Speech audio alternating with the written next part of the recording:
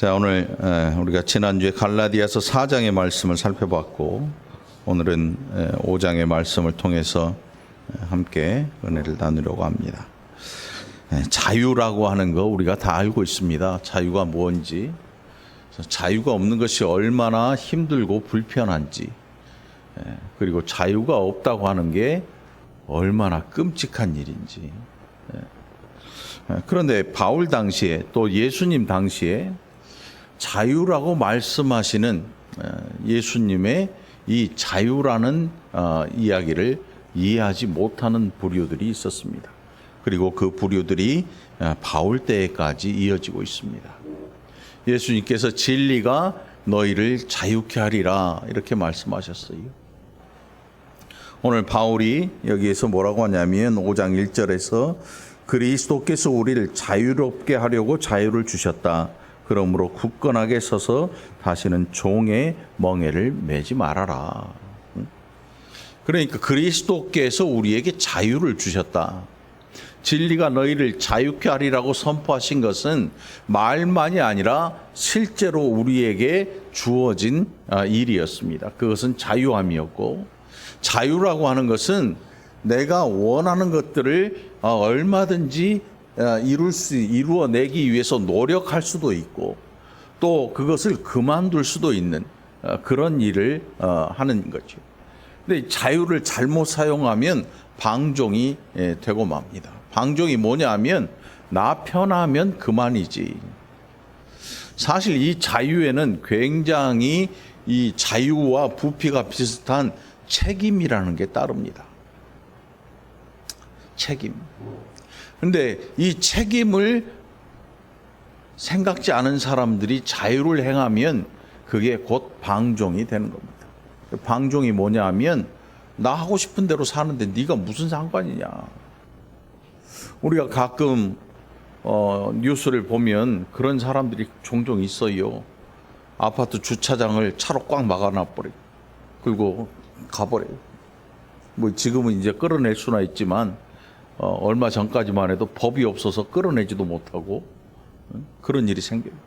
차를 내가 어디다 세우든 네가 무슨 상관이냐. 실제로 전화를 하면 그런 사람들도 있더라고. 내 차 내가 내 마음대로 세우는데 당신이 무슨 상관이요.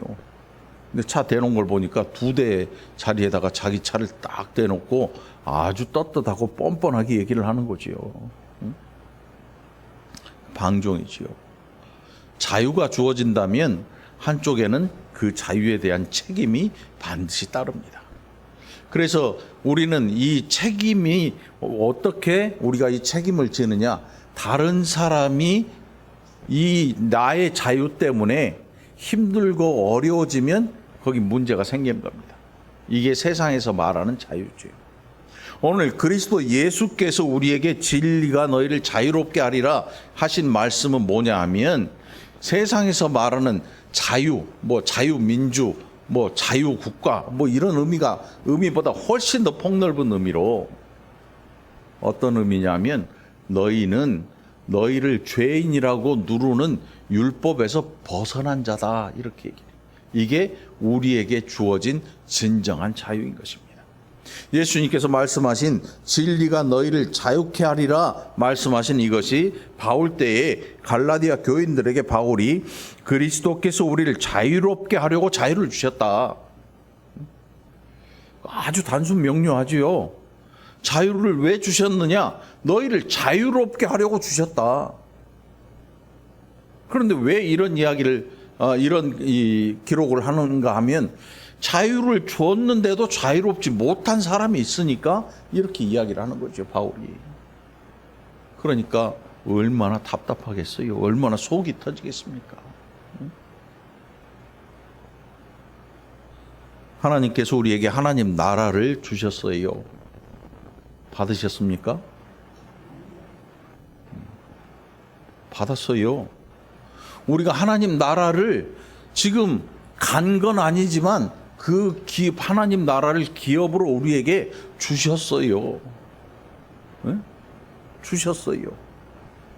그래서 우리가 이 땅에서 살지만 하나님 나라의 백성으로 살아갈 수 있는 이유가 그 나라를 기업으로 우리에게 주시마 약속했기 때문에 우리는 그 나라를 가지고 살아가는 거지요. 이게 우리의 현실이에요. 그럼에도 불구하고 이 하나님 나라를 받았음에도 불구하고 다른 나라를 더 강력하게 좋아하는 사람들이 있습니다.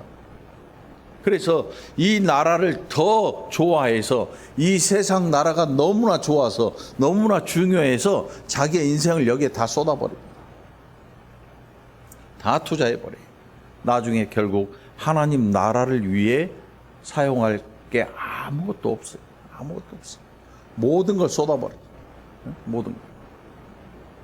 믿음이라고 하는 것은 안 보이지만 보이는 것으로 나타납니다.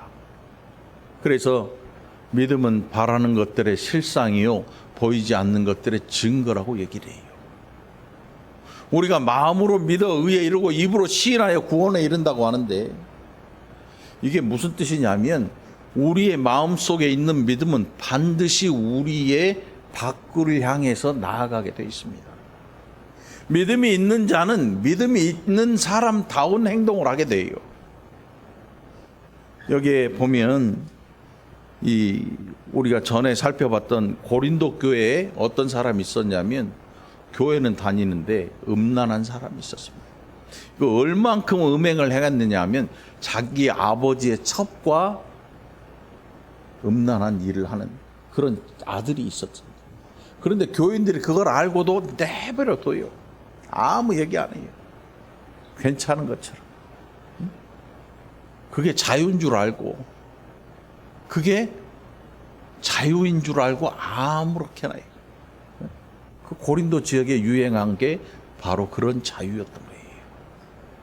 야, 저거 자유롭게 사는데 우리도 그럴까? 괜찮아 보이는데?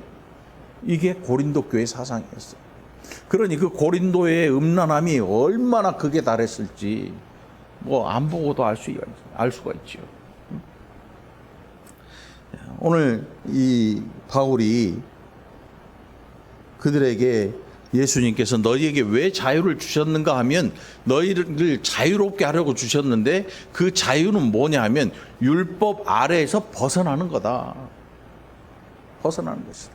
지금 내가 너희에게 전한 복음으로 인해서 나는 핍박을 받는다. 그 이유는 뭐냐 하면 내가 예수 그리스도가 걸림돌 되는 율법에서 너희를 벗어나도록 이야기하고 있기 때문인 것이다. 어려운 것 같지만 실상은 굉장히 쉬운 이야기지요. 그리스도께서 십자가의 희생제사, 단 한 번의 희생제사로 율법을 완성하신 이유가 뭐냐 하면 율법을 우리는 일반 자연인은 그것을 완성할 수 있는 자격이 못 돼요. 왜? 죄가 끊임없이 우리를 끌어당깁니다. 그래서 율법에서 벗어나기 위해서 율법을 지키면 지킬수록 우리의 한계를 느끼게 되어 있습니다. 한계를 느껴요. 그래서 예수 그리스도께서 율법을 다 이루셨어요. 십자가상에서 예수님께서 다 이루었다 하신 말씀이 바로 율법의 완성을 의미하고 있습니다. 예수 그리스도의 십자가 사건 이때에 성소 휘장이 절반으로 갈라져 버렸습니다. 아무나 들어갈 수 없었던 곳에 이제는 예수 그리스도의 십자가의 믿음을 가지고 지성소까지 들어갈 수 있는 길이 저와 여러분에게 열렸던 것입니다. 대제사장만 1년에 한 차례 간신히 들어가서 안 죽으면 다행인 그 무서운 지성소, 그곳이 이제 우리에게 은혜의 자리가 되었습니다.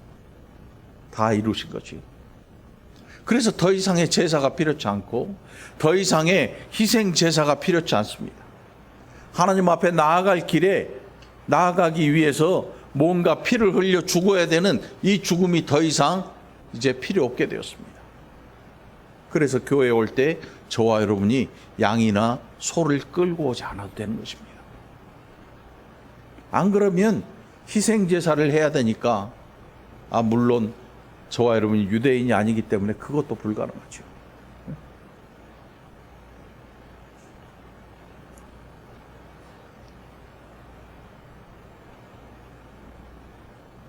이게 얼마나 중요한 문제인가 하면 율법에서 벗어난 사람이냐 아니냐의 문제가 얼마나 중요한가 하면 바울이 2절로부터 기록을 하고 있습니다.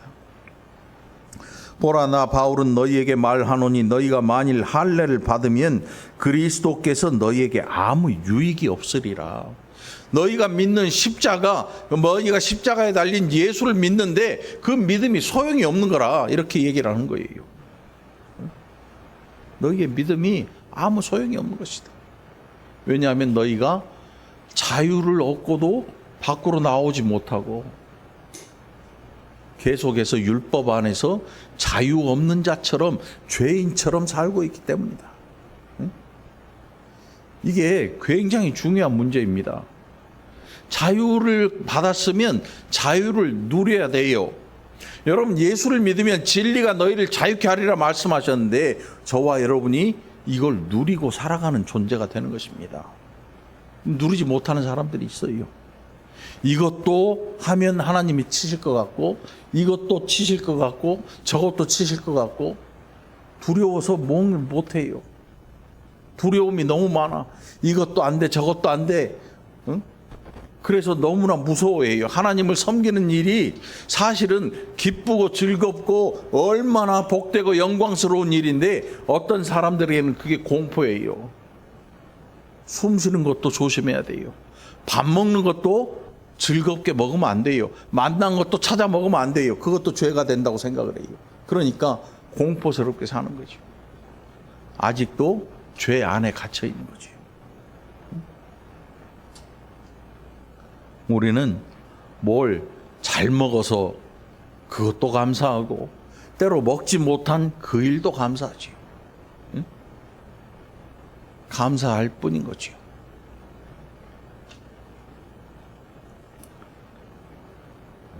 할례를 받는다고 하는 것은 율법을 다 지켜야 되는 의무를 스스로 다시 걸머지는 거예요.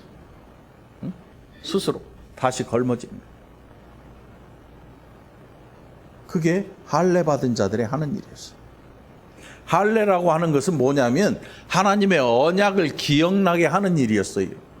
그래서 특별히 이스라엘 남자들에게 있어서 이 할례 받는 일은 굉장히 중요한 일이었습니다. 왜? 하나님의 언약을 기억하는 일이기 때문에. 이스라엘의 모든 남자는 다 할례를 받습니다. 안 받으면 안 돼요. 그게 모세 때의 일이었습니다. 모세의 아들도 할례를 행하지 않음으로 해서 하나님께서 그를 죽이려고 하신 적도 있었어요. 모세의 아들을. 그만큼 중요한 일이었습니다. 그런데 이제는 예수 그리스도의 십자가의 희생 이후에 이 모든 율법이 다 완성된 거예요. 어느 것 하나 이루어지지 않은 게 없었습니다. 모든 걸 이루셨기 때문에 이제는 율법에 갇힌 자가 아니고 밖으로 벗어나 있는, 그래서 율법을 지키는 게 아니고 우리가 운전하면서 이 신호등을 잘 지키는 이유는 다른 사람을 위해서 지키는 것이고 그것은 마땅히 지켜야 될 의무이기도 하지만은 그 안에 갇힌 자가 되는 건 아니에요. 그 율법을 지킨다고 하는 것은 우리가 예수를 믿고도 율법을 지켜요. 왜? 그것은 나를 위해 지키는 거지. 타인을 위해 지키는 거지. 이제 갇혀서 지키는 게 아니고 밖에 나와 있는 자유자로서 지키는 거예요. 그러니 자유롭고 즐거움이 되고 기쁨이 되는 거지요. 어떤 사람들은 야, 우리가 예수 믿었으니까 구약 필요 없어. 구약 찢어가지고 이거 절반은 던져버리고 신약만 보면 돼. 이렇게 얘기를 합니다. 구약 없이는 신약이 없어요. 신약 없이도 구약이 없지만 구약 성경 없이는 신약 성경도 존재하지 못해요. 왜냐하면 모든 것이 구약에 기록된 것들을 신약에서 이야기하고 있어요. 그러니까 서로 헤어질래야 뗄 수 없는 이런 관계가 된 거지요. 예수를 믿었다고 해서 우리가 구약에 있는 모든 율법을 다 무시할 수는 없습니다. 그렇다고 해서 거기에 갇히지도 않습니다. 우리는 자유롭게 율법 위에 있는 존재들로 율법을 자유롭게 지키는 것입니다.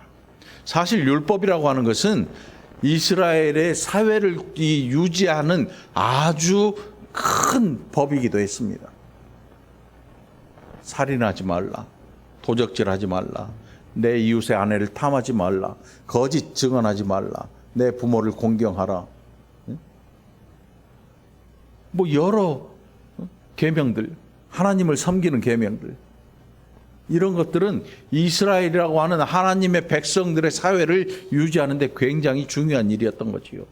바울이 하는 얘기는 이제 율법 필요 없으니까 그만 지켜라 이런 뜻이 아니고, 율법 안에 갇혀서 그 율법을 가지고 의로워지려고 하는 사람들에게 하는 이야기예요. 율법을 가지고. 지금 이 시대에도 그런 사람들이 있습니다. 뭐 가까이 있어요. 로마 교회라고 하는 곳에는 자기가 행한 이 공로나 의가 쌓인다고 생각을 해요. 그래서 이걸 쌓아서 어디다 쓰냐면 이 천국 가지 못한 조상들한테 줍니다. 천국 가지 못한 형제나 자매들이 먼저 죽어서 신앙이 없어서 죽었는데 그 사람들을 위해서 자기의 공로를 사용을 해요. 쿠폰 주는 거죠. 천국 티켓 쿠폰. 네? 그렇게 생각을 해요. 그런데 그런 건 존재하지 않아요. 그래서 교회와 로마 교회가 하나가 될 수 없는 이유가 바로 여기에 있습니다. 믿음이 달라도 완전히 다른 거죠.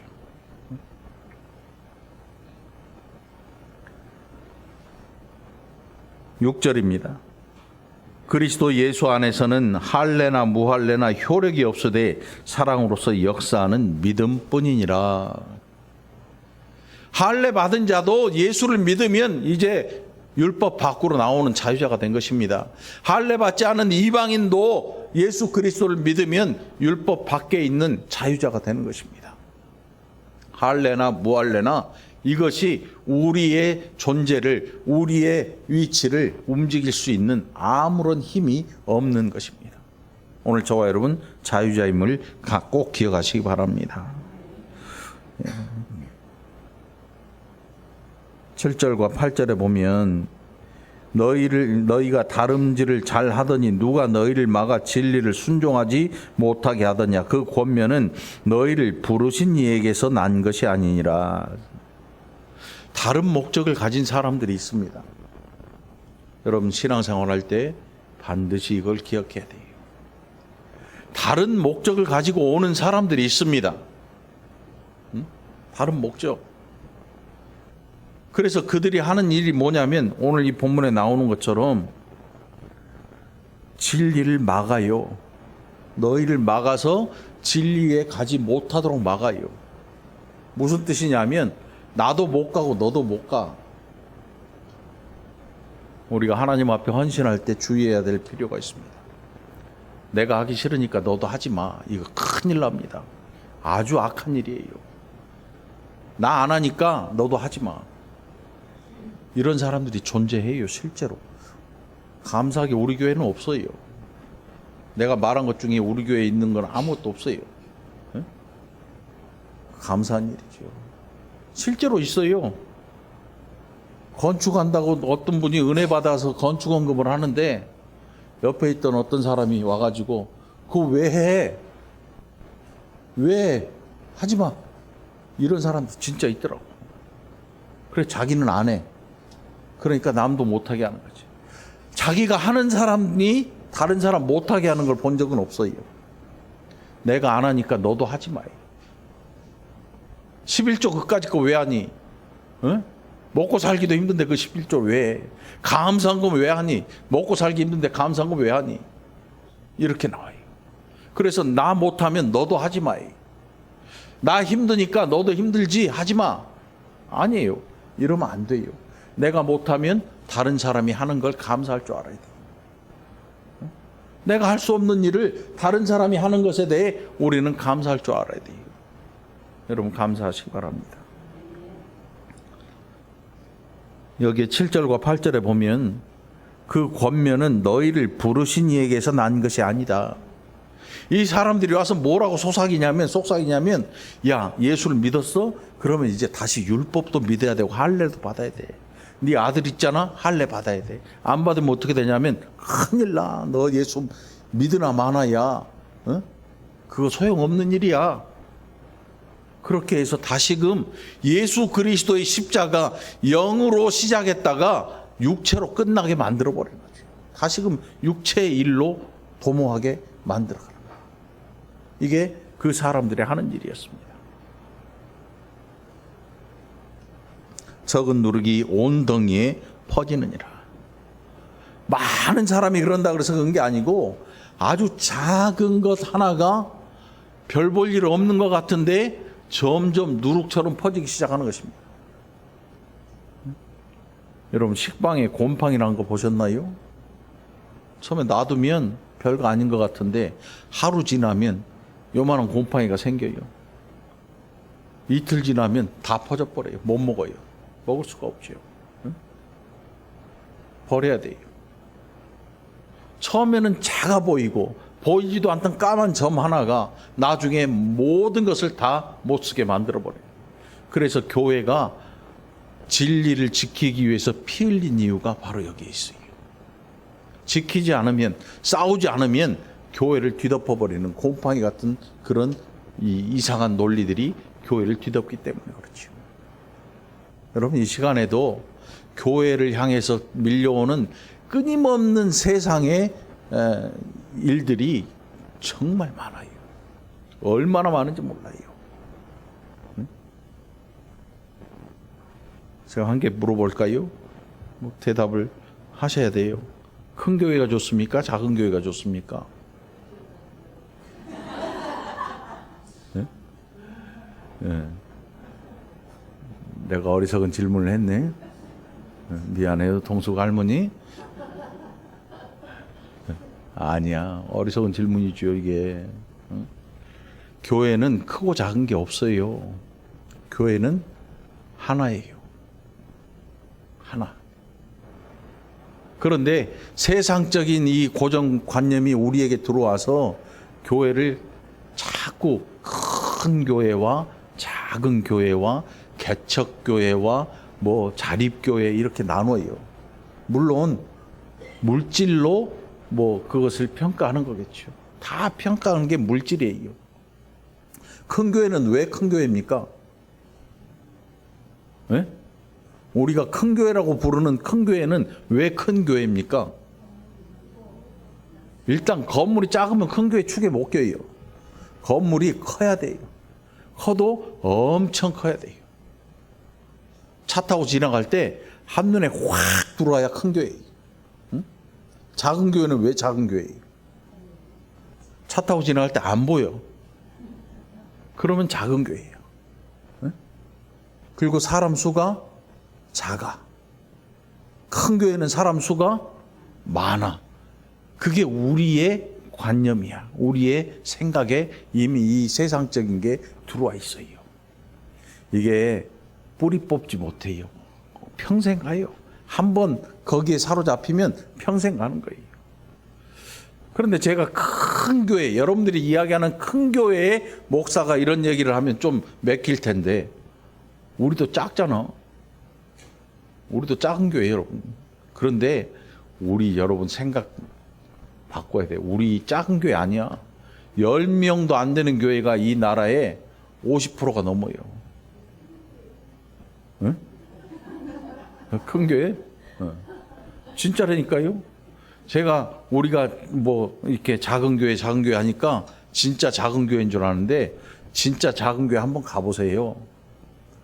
10명은 고사하고 목사님, 사모님, 아들, 딸 친구, 며느리, 뭐 엄마, 그러니까 장모님, 뭐 친정 엄마겠죠? 뭐 또 엄마, 목사님 엄마, 시어머니, 시아버지. 그 장수하면 좋은데 그분들이 돌아가시면 교인이 20-30%가 사라져버려요. 우리는 이 가운데 요 한 줄만 해도 엄청나게 큰 교회야. 여러분들 기억하시기 바라요. 우리 교회는 크다 작다? 우리 교회는 좋은 교회예요. 큰 교회, 작은 교회가 아니고 우리 교회는 하나님의 교회인 거예요. 여러분 늘 기억하시기 바랍니다. 저는 어디 가서 제일 기분 나쁜 게 큰 교회, 뭐 어디 교회는 큰 교회, 니네 교회는 개척교회 성질나. 왜 그런 말을 하는지. 회사는 큰 회사가 있고 대기업이 있고 중소기업이 있고 뭐 간의 수공업도 있고 이런 회사가 있을 수 있어요. 왜? 회사라고 하는 거는 돈이 얘기해 줘요. 돈. 근데 교회는 돈으로 이야기할 수 없어요. 오늘 바울이 하는 이 교회의 이야기가 이게 돈을 이야기하는 게 아니에요. 돈을 이야기하는 게 아니에요. 바울이 세상 이야기를 하고자 하는 게 아니고 너희가 지금 무엇으로 살고 있느냐의 이야기예요. 그래서 결국 그 말이 나와요. 저 뒤쪽에 보면 성령과 성령의 소욕과 육체의 소욕을 이야기하고 있습니다. 우리가 본문을 12절까지 읽었는데 오늘 5장 전체의 말씀을 우리가 살펴보려고 해요. 자, 결국 바울이 이야기하는 건 뭐냐면 너희가 살아가는 방법이 무엇이냐? 너희가 무엇을 가지고 살고 있느냐? 세상 사람들은 밥으로 삽니다. 응? 밥으로 살아요. 그래서 마귀가 예수님에게 뭘 얘기했냐면 야, 돌이 떡덩이가 되게 해서 너 이걸 먹어라. 너 금식에서 힘들잖아. 그러니까 이거 떡덩이로 이 돌을 떡덩이 만들어서 먹어라. 예수님께서 그때 뭐라고 하셨습니까? 사람이 떡으로만 살 것이 아니요 하나님의 입으로부터 나오는 모든 말씀으로 살 거라고 그래요. 바울이 하는 얘기가 뭐냐면 너희가 하는 지금 이 생활은 떡덩이만 가지고 살려고 하는 거 아니냐.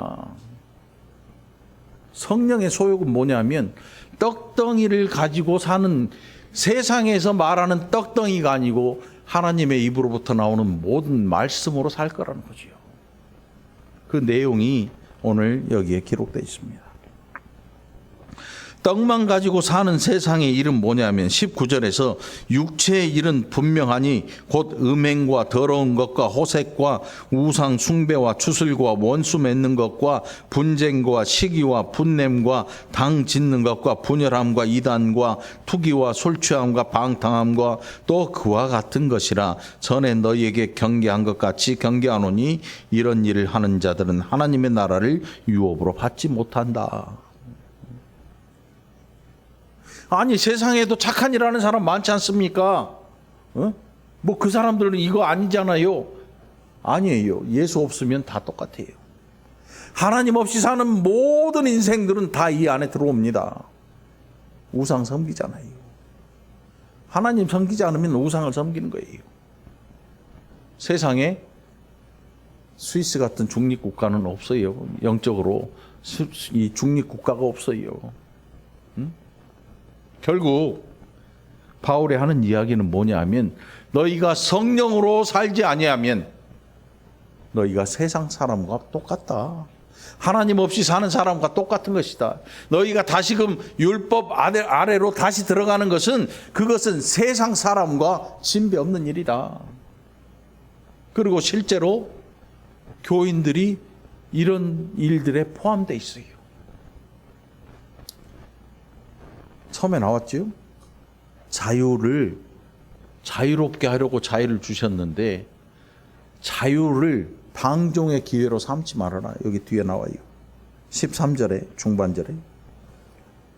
그러나 그 자유로 육체의 기회를 삼지 말고 육체의 기회. 무슨 뜻이냐면 야 이제 구원받았으니까 우리가 마음대로 살아도 되지 않느냐. 모든 죄는 예수님이 다 용서해 주시고 십자가를 다 져주셨으니까 이제 죄를 지어도 이제 우리 괜찮지 않느냐. 이런 사람들이 실제로 존재했어요. 나중에 보면 니골라라 하는 사람들을 이 당을 지어서 그런 일들을 행해요. 니골라 당이 있었어요. 실제로. 앞으로 모든 지은 죄에 대해서 예수 그리스도께서 십자가를 지어서 다 용서했으니까 우리는 이제 마음대로 살아도 된다. 자유를 육체의 기회로 삼은 사람들이에요. 잘못 안 거지요.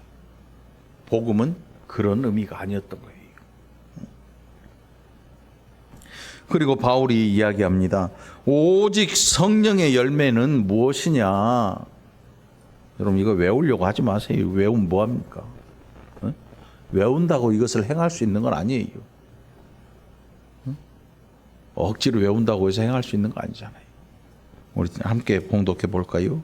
22절과 23절까지 시작. 성령의 열매는 사랑과 희락과 화평과 오래 참음과 자비와 양선과 충성과 온유와 절제니 이 같은 것을 금지할 법이 없느니라. 이 사람은 법 없이도 살 수 있어요.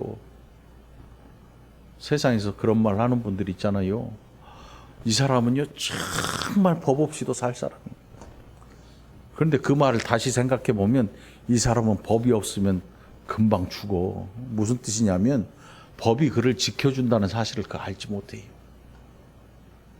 우리가 지금 이 땅에서 밤에 나가도 안전하고 낮에 나가도 안전하고 안전한 이유가 뭐냐면 안 보이는데 법이라고 하는 게 우리를 지켜주고 있어요. 응? 바울이 금지할 법이 없느니라, 이것은 세상의 법이 이 같은 것을 금지하지 못한다는 거예요. 응? 율법이라고 하는 게 이것을 금지할 아무런 근거를 가지고 있지 못하고, 세상에서도 이것을 금지할 법이 이 근거를 가지고 있지 못하는 거지. 이게 어디의 법이겠습니까? 하나님 나라의 법인 거예요. 하나님 나라의 법. 그 하나님 나라의 법을 가지고 사는 거예요. 그러니까 저와 여러분은 법을 두 개를 가지고 살지요. 어떤 법을 가지고 살아요? 이 세상의 법도 잘 지켜요. 그러나 우리가 더 중요한 법을 가지고 사는데 그것은 보이지 않지만 존재하는 하나님 나라의 법을 가지고 사는 거예요. 우리가 대한민국 국민이라고 하는 이렇게 일컬음을 받는 이유가 뭐냐면 이 나라의 헌법 아래에 있기 때문에 그래요. 이 법 아래에서 생활하기 때문에 대한민국 사람이 되는 거예요. 미국의 법을 가지고 사는 사람은 미국 사람이지요. 우리가 말 잘하잖아. 미국 사람이에요. 미국 사람인 거야. 한국의 우리나라의 헌법을 가지고 그 아래에서 법의 다스림을 받는 사람들은 한국 사람이 되는 거지. 다시 말해서 하나님의 법을 가지고 있고 하나님의 법이 그를 다스리고 있다면 그는 하나님 나라의 사람인 거예요. 바울이 하는 이야기는 뭐냐면 성령으로 산다 그래서 우리가 오해하는 게 뭐냐면 성령으로 살면 성경책 끼고 양복 입고 주일날 일주일에 교회 다니고 여기서 벗어나면 큰일 난 줄 아는데 그게 큰 오해야. 큰 오해. 옷을 어떤 걸 입었느냐, 쓰레빠를 끌었느냐, 구두를 신었느냐, 양말을 신었느냐, 이게 중요한 게 아니고 실제로 당시에는 노예들도 교회에 나왔어요. 노예들. 여러분 노예가 양복이 어딨어, 의복이 어딨어. 입고 있는 그 옷 하나, 신발도 있으면 신고 없으면 못 신는 거예요. 누대기를 입고 오든 뭘 입고 오든 그게 중요한 게 아니고 그가 예수 안에 있느냐 세상 안에 있느냐 이 문제예요. 율법 안에 갇힌 자로 살아가느냐. 그게 바울이 얘기해요. 근데 이 소욕이 싸워요. 육체의 소욕은 성령을 거스르고 성령은 육체를 거스른다. 그래서 신앙생활을 한다는 것은 날마다 우리 안에서 내면에서 이것을 물리치기 위해서 굉장히 노력하고 살아야 간다는 얘기를 하고 있는 거죠. 여러분들 힘써 믿으시기 바랍니다. 신앙생활은 그냥 너블너블 하는 게 아니고 아주 열심히 노력하면서 하는 거예요. 날마다 우리 안에서 다툼이 일어납니다. 육체의 소욕이 일어나고 성령의 소욕이 이것을 반대해야 합니다. 이것들이 날마다 우리 안에서 부딪히고 싸웁니다.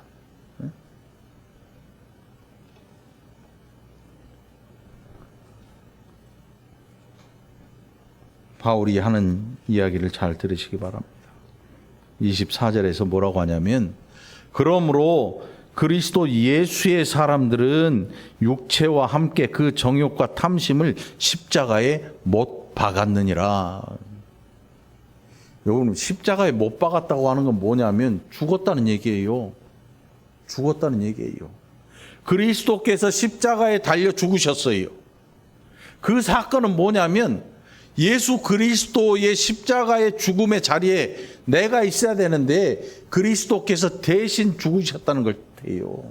죄로 우리가 하나님 앞에서 죄로 죽은 자니 내가 거기에 못 박혀 있어야 되는데 예수님께서 대신 박히신 거예요. 바울이 이야기하는 게 뭐냐면 그리스도 예수의 사람들은 육체와 함께 예수 그리스도와 함께 십자가에 달려 죽었다는 얘기예요. 어떤 게 실제로 내 생명이 죽은 것과 진비 없는 일을 예수 그리스도께서 그 일을 대신해 주셨는데 이제 그 십자가에 내가 가진 어떤 것이 십자가에 못 박혔느냐?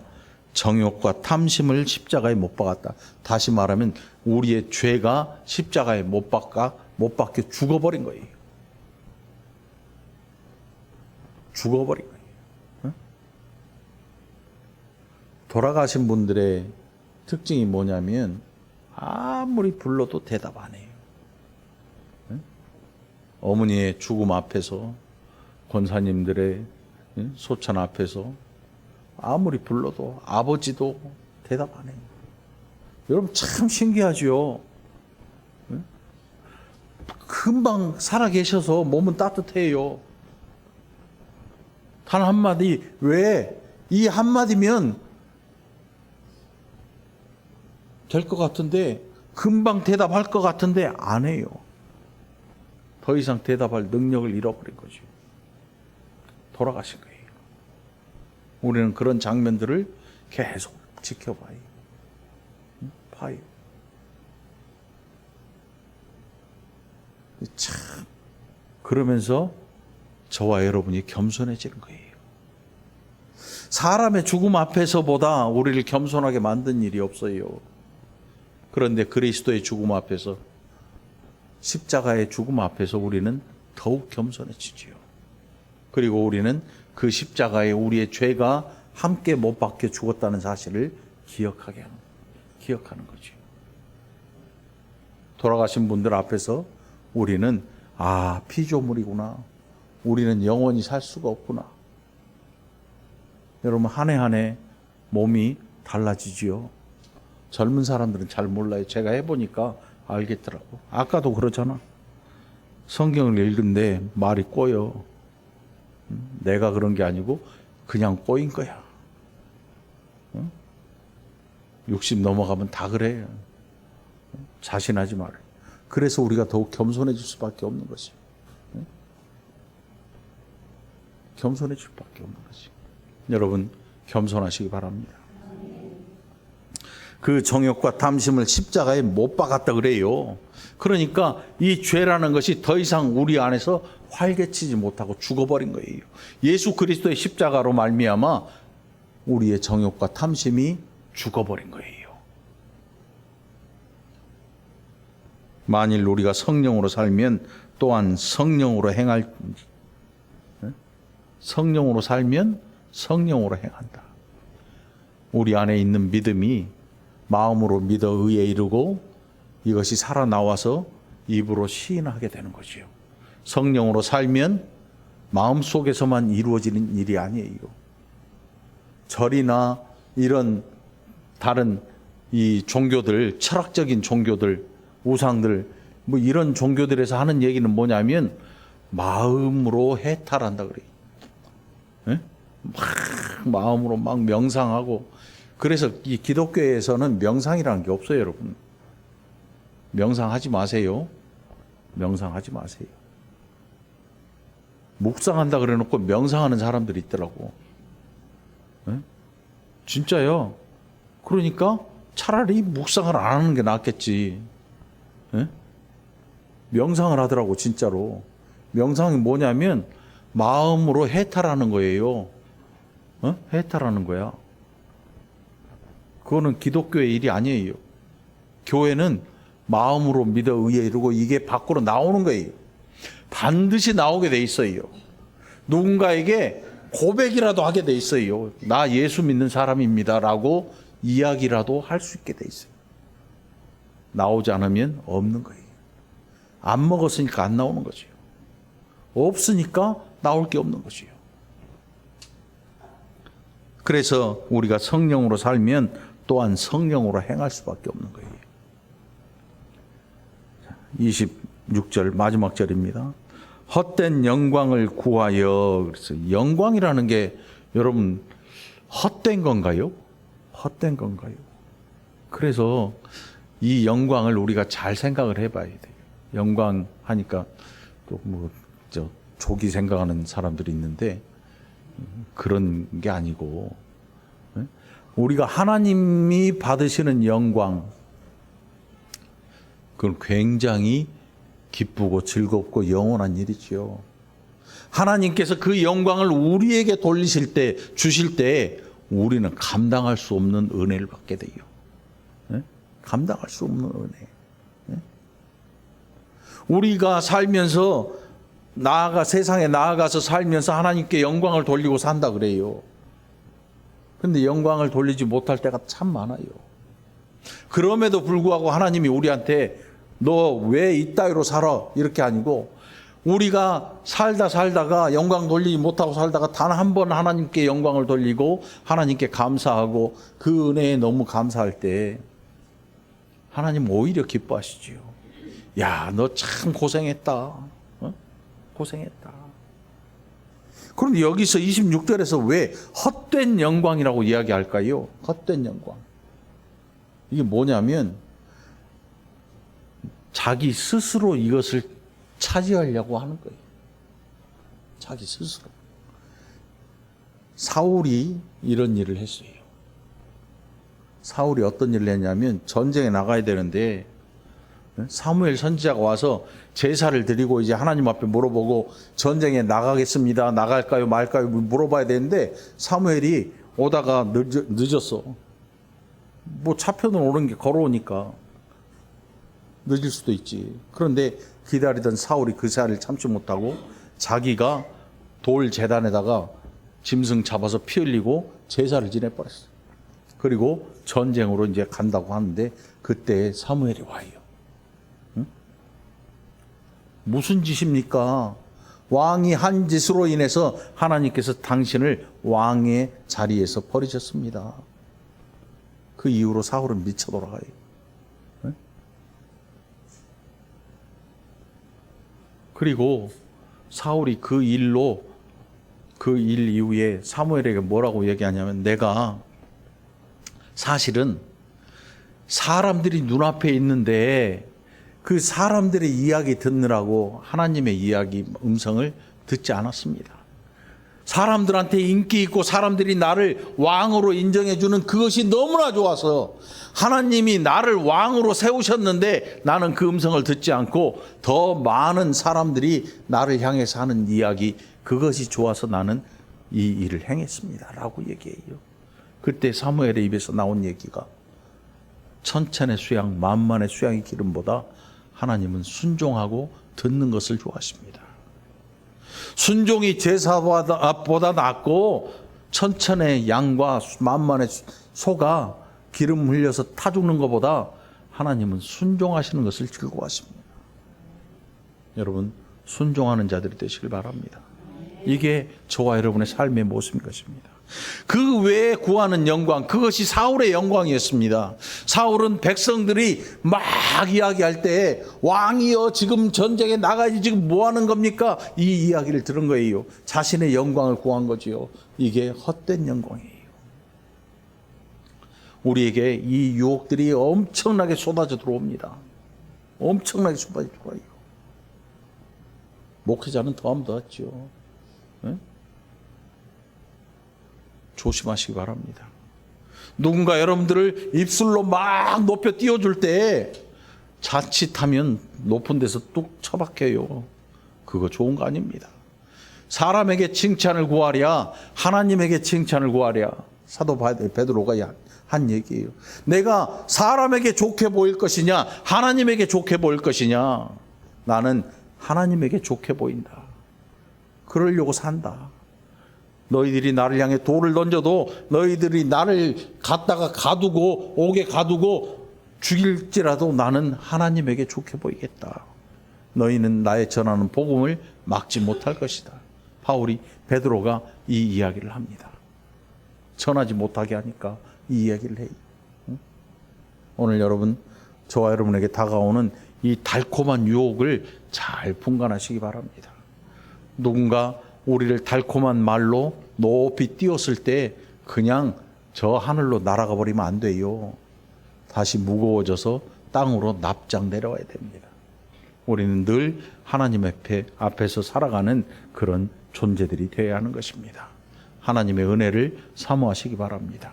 그리고 그 은혜로 살아가는 저와 여러분이 되기를 간절히 축원합니다. 기도합시다. 하나님 아버지 감사합니다. 얼마나 많은 일들이 우리 인생 가운데 있는지, 때로 그 일들이 우리를 끌어내리고 우리로 하나님을 떠나게 하고 우리로 하나님의 음성을 듣지 못하게 하는 악한 일들은 아니었는지 이제 돌아보고 엎드려서 하나님 앞에 은혜를 구하는 복된 자들이 되게 해 주옵소서. 감사드리옵고 예수님 이름으로 간절히 기도합나이다. 아멘.